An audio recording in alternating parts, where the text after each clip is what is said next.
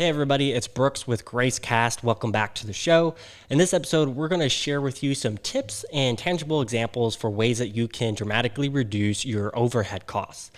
This is going to be part 2 of a series we've been doing called The 3 Levers to Profit.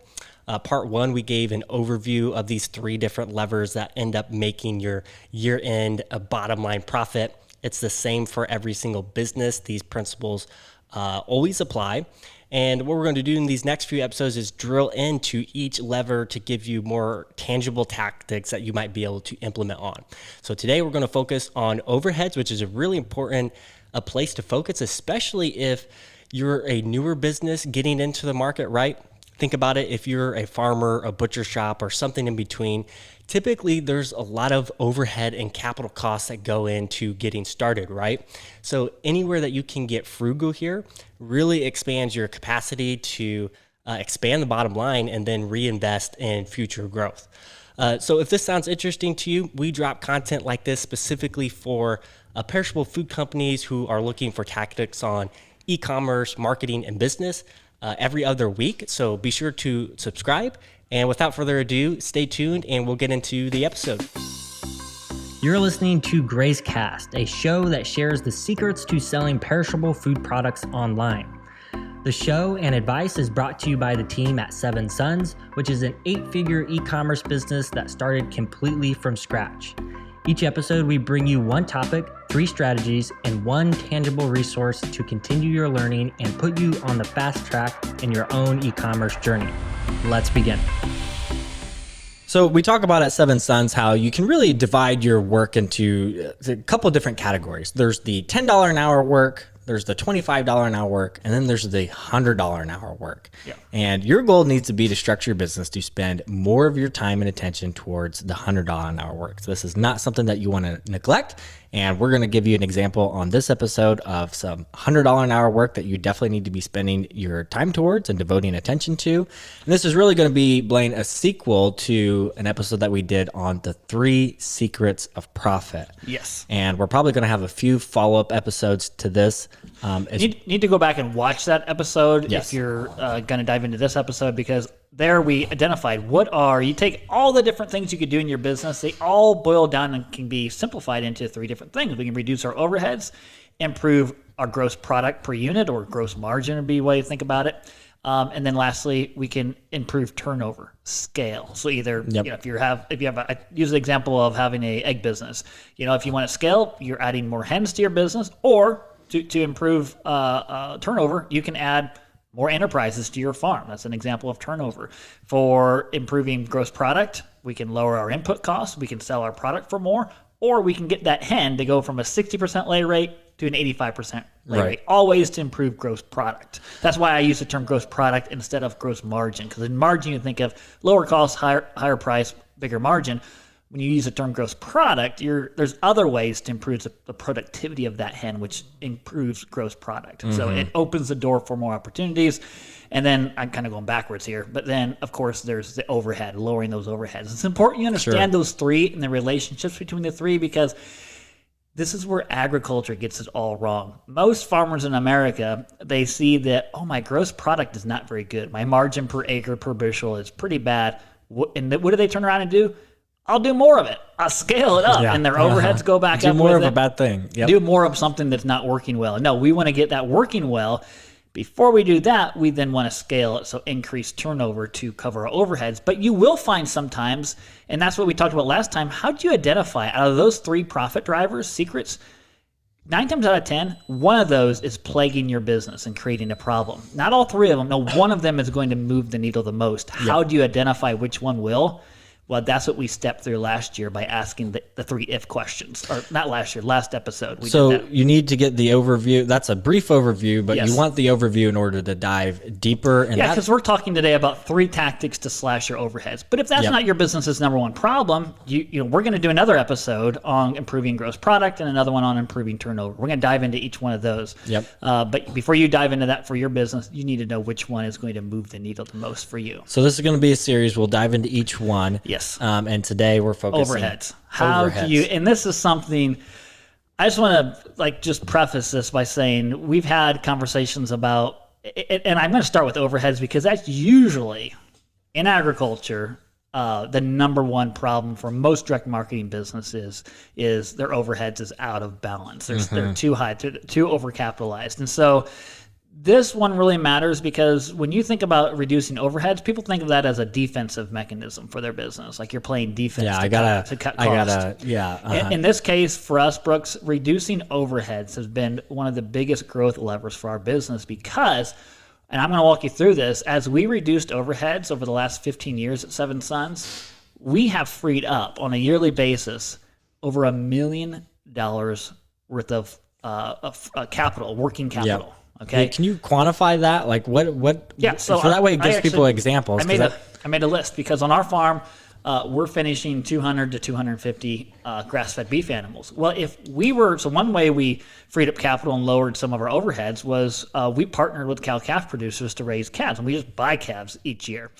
If we had the cows on hand, on inventory, out in the pasture to produce those calves each year, well, we would need about $300,000 tied up.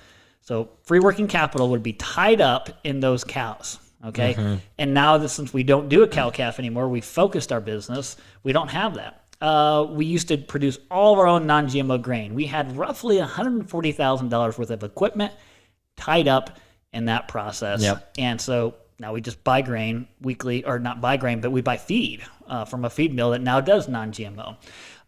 We had $120,000 worth of land rent that we freed up because we didn't have to have the cows anymore. Okay. And so those are just examples of things. Here's another one, Brooks. At one time we thought that all of our frozen inventory needed to be stored here on the farm. Well, finally we realized 15 minutes from the farm, 20 minutes was a cold storage facility. We now have like 250 pallets in that cold storage facility. Yep. That alone, if we had to have the freezers on hand here, that would be a $500,000 expense that we'd have tied up in an asset called a freezer, where we don't have to have that anymore. So literally we've, and this is important when you're small and when you're big, and even, it just extrapolates as you grow. So now the reason this is so important, Brooks, because we find a common thread between farms that have successful direct marketing businesses and are scaling their business and the farms that are struggling. And a common thread, Brooks, 9 times out of 10, is we see the farms that are struggling, they have the majority of their overheads and cash free working capital tied up on the production side of their farm, on the production aspects. And the problem there is when you get so much tied up in producing the product, you have very little cash left for overheads on the direct marketing side. So I talk to farmers that are struggling that I can't afford a delivery vehicle. I can't afford a big enough walk-in freezer. And usually it's because there's so much tied up on the production side of their farm. So that's why I'm saying freeing up your overheads, freeing up working capital is a growth mechanism, because at Seven Sons, 80% of the economic value that's created from the products that we raise, that value is captured in the direct marketing. After the animal leaves our farm, goes to the processor and gets to the customer, 80%, if not more, of the value is created in that last slice of business activity. So that's where ideally you need to be devoting at least half of your overheads, half of your working capital for investments in the direct marketing business, instead of tying most of it up in the production business that only produces a small amount of the economic value. And you can't change that. That's just how the food chain works. There's nothing you can do to make more of the value get created on the production side. This is how the food dollar gets distributed. Yes. So that's why you need to be spending your time and attention on the direct marketing side. And you'll notice an observation you might be making as you're listening to this, and as Blaine went through those examples of some of the things that we cut with our overheads, your time and attention a lot of times follows where you have your overheads tied up as well. Yes. So as we freed up not only just the capital by, no longer doing the cow-calf operation here, we're also able to free up all that attention. Or the grain farming. Exactly. It takes time. So you don't want to have that capital tied up, but it comes with an allotment of time that you're going to be focusing on that activity. So not only might you be saying, I can't afford a delivery vehicle to start curbside pickups, you also might be saying, I don't have the time. So by slicing these overheads, you're also freeing up the capital and you're freeing up attention that you can put towards these growth and revenue generating activities. Yes, and it's a mindset. mindset that we have to understand. It's a principle we have to understand. We're not going to change where the value gets created. And this becomes, this can create some challenging questions for you that kind of push you outside of your comfort zone, because if you're a direct marketer who's in the regenerative farming movement, you got in probably that business because you enjoy the regenerative farming aspect of it. And so you want to have the cows on your farm. You wouldn't mind raising some of your own grain, those types of things. But the other aspect of this, Brooks, I see time and time again is farmers having to have, and direct marketers having off-farm jobs, so time tied up in off-farm jobs in order to pay for all the overheads they have on their production farm, on the production aspects of their farm. And that just limits the time they have to devote towards marketing, those types of things. So this is important. We're talking about the things that are at stake, but let's roll into, Brooks, the 3 tactics that I want to cover as far as, okay, if you've identified that overheads is a problem on your farm, and a good chance it may be the number one problem. So if you've identified that, here's what we think about. Number 1, Brooks, when we start thinking about slashing overheads, we use the term, I would say, lose it or eliminate it. So we can think about losing things. We can think about lessening things, so reducing it. Or we can optimize those overheads. So let's start with number 1, losing it altogether. What can you just, and this is really where you need to start. This is usually where you can, when it comes to slashing overheads, don't think about cutting small little twigs off the tree. No, you need to cut entire dead branches. That's why the term slashing overheads today. So, for example, one thing that we did is we just made a massive downsize 20 years ago on our farm. I think Dad was farming close to 1,500 acres, and that was that hamster wheel effect. We needed 1,500 acres to cover the overheads of having the confinement hog business at that time, having the grain enterprise. It was a perpetual hamster wheel, left no time, and didn't have any freed up capital for anything else. We were stuck. So we had to make a very tough decision. We dropped 1/3 of our acres, Brooks.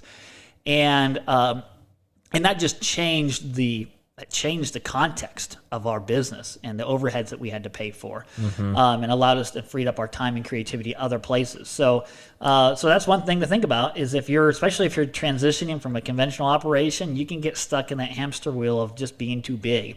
The other thing I think about is just subbing things out. If you want to eliminate an overhead on your farm, is sub it out, like subcontract it out. So again, with the grain business, we sold the combine. We replaced it with something called a self-harvesting appreciating cow. Like, okay, Dad talks about he got rid of his planter and his combine. He tells, when he's speaking, he says this, because I replaced it with a cow. The front end is my combine, the back end is my manure spreader, and of course, we switched to perennials, so now we don't need to plant crops every year, so we could get rid of more equipment, more overhead. And the best thing about a cow is that it lays down and has a baby cow every year. When's the last time your combine moseyed out into the back corner of the field and laid down and had a baby combine? So appreciating assets. So we sub that out. So now we just buy the feed every year. And I'm just going through examples of things just to kind of get your mind thinking. We stopped making our own hay. And actually what we did is we eliminated pretty much all hay needed. So maybe if you're feeding hay, you should think about, instead of having the equipment to make it, hire it custom done, baled for you, or just eliminate it altogether. We subbed out, I already mentioned the cow-calf production, the outdoor farrowing production for our pasture-raised hogs. We partnered with producers that wanted to do that, and we pay them double for each pig from what they could get on the commodity market. Works out well for them. I mentioned already we rent freezer space. In the early days, Brooks, we rented delivery trucks from Ryder. So back when we were only making 3 deliveries per year, instead of buying a truck and tying up all that capital on something we only need to use 3 times per year, we just arranged for a Ryder reefer truck to be rented. We didn't always fill the whole truck. It didn't matter. We just paid for the cost of it for that day. So there's lots of things you can do here. I mean, ultimately, Brooks, we have now switched to all home delivery, in which we're subbing out the delivery of our boxes and product to people's doors. And now, I know right now we're going through the process of selling some of our delivery vans and freeing up working capital. So when you think about eliminating something, sometimes the easiest thing is just to sub it out to a third party. So then it becomes maybe an input cost at that point. But the key here is you're freeing up working capital. So important, as you're not only reducing your overhead, but freeing up working capital. So that was the first thing. Look for things that you can just eliminate altogether. Secondly, what are things that you can lessen? So lose it or lessen it or reduce it. So one thing we've done here, Brooks, is we've been pretty intentional about our land rent here at Seven Sons. Our landlords that we rent from, we make a deal with them that, listen, here's how we're farming. We are improving the health of the soil. Your land is going to be worth more by the time that we're done each year farming and running livestock on it. That's worth something. So we're not going to compete for the top dollar for land rent in our area. We're okay with negotiating something lower because of the value we're adding to that land. So that's just one way you can reduce. So reduce the cost per acre. One thing you can do is when it comes to overheads, there's two main overheads: people and the tools that people use. Okay, you can divide all overheads into those two things. So when it comes to people, and really our biggest overhead, Brooks, at Seven Sons is what? HR. HR. Yep, exactly. And that's okay. That's okay, because that's the greatest asset we have on our farm is the human minds that bring the creativity. But you want to be smart about it. So one thing you can do is pay less for labor, and that doesn't always sound that great. But what I'm talking about here, Brooks, one way I think one of the best ways we've optimized our labor or reduced it is by just getting smart about how we divide the eggs. So the same person, or how we divide the workload. And why I said eggs is because the same person that gathered the eggs for us is not the same person that is managing the warehouse, obviously, for us. Not the same person that's actually packing the orders. The person gathering the eggs isn't the same person helping us out with the marketing. So when you're small, this is important because you can sometimes want to hire a full-time person, and you're going to have them be doing $10 an hour jobs and $50 an hour jobs. Instead, I know early on, Brooks, we focused on really fractional hires, so that some high schoolers are helping out with the egg business, and then we've got a higher competency of people that are packing these $500 orders going out. Yeah, no, that's a great way to look at this. Is as you continue to grow, remember your time needs to be spent doing the $100 an hour work. Okay, because and you don't want to catch yourself. As you create the opportunity, you want to catch yourself doing the $10 an hour work as least as possible, because you're the only one who can do the $100 an hour work. So that's just getting smarter. Brooks, we did that with drivers. There were some routes that we had for wholesale deliveries, so delivering to the dock at an institution or at a restaurant. That driver didn't have to be the level of customer service and competency that we needed for the buying clubs. They pick up curbside, people that are dealing with individual customers, 100 customers in a day.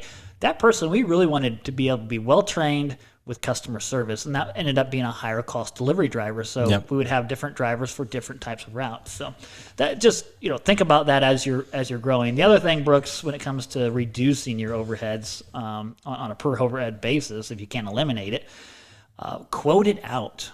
We kind of have a rule around here. If we're going to invest in something or assume a new overhead, we're going to get at least 3 quotes. Okay. And you'll be surprised, almost, I don't know, 8 to 9 times out of 10, when you get 3 quotes to do something, generally there's one that is quite a bit lower or just quite a bit better value. It may not be lower in price, but it's so much better value. The person knows what they're doing. The company knows their stuff. Quote it out 3 times. It's a great way to help decide what to stop doing too. Get quotes. See if someone can do it for less than what you have in it. Yes. That was actually one of the decisions why we sub out all of our home delivery. Sometimes people ask, why don't you do the scale? Why don't you have any of your own trucks out on the road doing your own home deliveries? Well, every time we put the pencil to it, it doesn't pencil out to be effective when it comes to subbing it out to with our partners that are doing that instead. Exactly. Yep.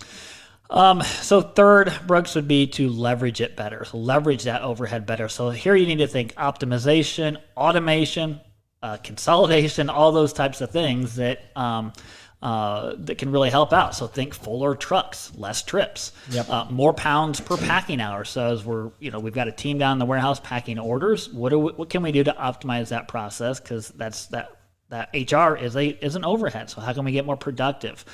Something we use there, Brooks, we think we've talked about on past episodes, is our time motion tracking. So every staff person here has a app that they track their time on, Yep. and they're clocking into different jobs. So we're always watching, hey, putting benchmarks around these things. Yeah, the main metric that we watch is our orders per hour. So per hour spent down in the warehouse, managing inventory, fulfilling orders. How many orders do we, fulfill per hour? And we always want to see that going up. Now we're thinking about things like more orders out of the same size warehouse. So how do we keep from having to Yep. expand the warehouse or the Yep. fulfillment center to get these orders out?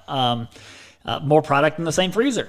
Yep. More pallets on the same, or more product on the same pallet. Like, what are things we can do smart with case counts? The list just goes on and on. When it comes to marketing activities, Brooks, less time at the farmer's market, more time spent on building our digital marketing. So more time with email marketing, more time with creating some blogs, perhaps.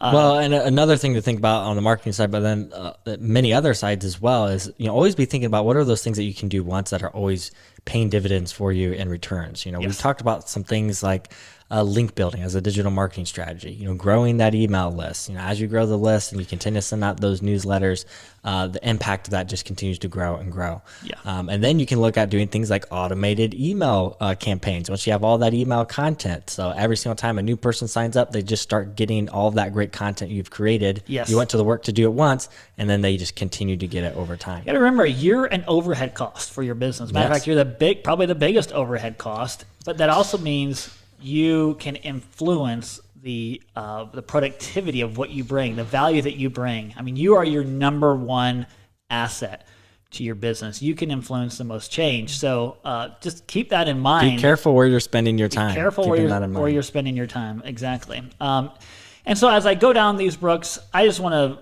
to, all these different ideas and things. Just because we did it at Seven Sons doesn't mean it's right for your business. So I always remind folks, because these are big changes and decisions for your business. Give it a gut check, and always remember, you as the owner of your farm and your business, no one will care more or be more qualified to make the best decision than you.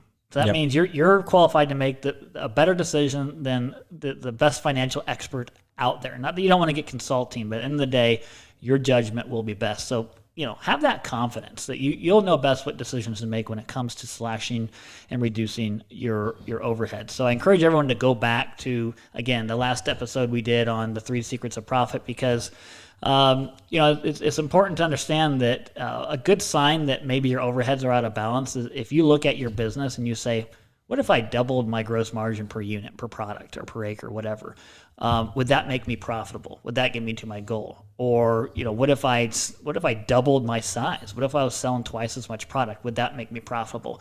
What you'll find is, even if you went to all that work to increase your profit per unit or your total scale of your business, you will sometimes find that your overheads are still so out of whack and too high that wouldn't even get you the profit that you need. Mm-hmm. So that's a good sign that says, okay, I need to address overheads. And, when you address the overheads, like we went through examples today, it takes a lot of confidence, and it can be scary to make some of these big decisions. Yeah. But that's how you know if it's time to make those big decisions, is if you're looking at, increasing the gross margin by double, same thing with the turnover, and that doesn't get you where you need to go, then okay, it's time to start making some tough decisions. Exactly. And we've actually walked through this process and spent 4 or 5 hours in one setting with different farms on a consulting basis and coaching basis.